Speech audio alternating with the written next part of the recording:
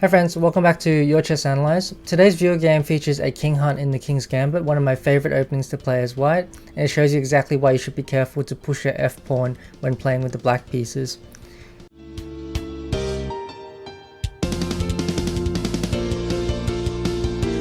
So the game started out e4, e5, f4, which is the King's Gambit of course, and then we have knight to c6, knight to f3, and here black played the move pawn to d6, which is a very common response at say beginner to intermediate level. In this position, often than not, white should always put the bishop on c4, but this is one of those exceptions where white has a better move here and he can either capture the pawn followed by bishop to b5 or even play bishop to b5 right away, putting immediate pressure on this e5 pawn, and this would have been a much better response. Let's say black captures, we could play the move pawn to d4 and then recapture here on f4, getting this open f-file, which is the whole point of playing the King's Gambit in the first place.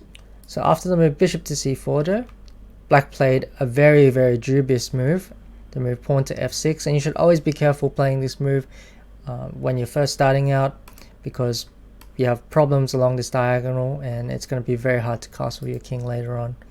Instead, the move pawn takes f4 again would have been a better option, and after d4 maybe going for g5.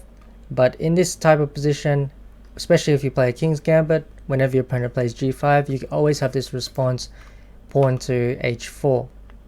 And for example, if black plays the move pawn to g4, we can already jump our knight into the g5 square and putting immediate pressure on this pawn on f7. Later maybe we'll take the pawn and then castle our king, bringing the rook into the attack as well. So instead, after f6, white continued with castling, which is a good move. Pawn goes to a6. As black here, what you want to do is remove this strong piece on this diagonal. So the move knight a5 here is a very common idea in all sorts of gambits where the bishop is on c4. This goes for King's Gambits, Evans Gambit, and Scotch Gambits, and so on. So you really want to kick this really important bishop off the diagonal. Instead, a6, knight c3, and here black played another mistake, pawn to b6. So it's not really trying to develop any pieces here on the king side at all. White played the move bishop d5, putting pressure by pinning this knight, which is okay move, but this will always be answered by the move knight to g to e7. So instead we might have done better just playing maybe d3 or a3, trying to keep our bishop here and later bring the queen into the attack.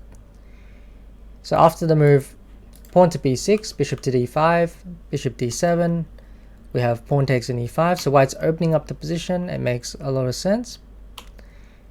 Knight takes e5, so here it looks tempting to play the move knight takes e5 because we have some checks, but in fact it's just an inaccuracy because black has the move knight takes e5 here. And even if we take the rook, we capture here. Don't be tempted by positions where you're giving up two minor pieces for a rook, because most often than not the two minor pieces will do better. Here obviously white still has a lot of compensation by pushing the pawn up to d4, and black is very underdeveloped, so it's still okay, but it's probably not what we want to simplify the position that much. Instead, black went for the move pawn takes, and this is a serious blunder because white has a huge attack now, starting with the move bishop f7 check, and it's very important that we play bishop f7 check and not any other move, because now we can get a very dangerous king hunt. Knight d5, king goes to d6, and in this position we played the move pawn to b3, which sort of makes sense to bring the move bishop a3, check the king next. We could also play the move pawn to d4 here to try and open up the center as much as possible. So if black takes it, we have to move bishop to f4 check.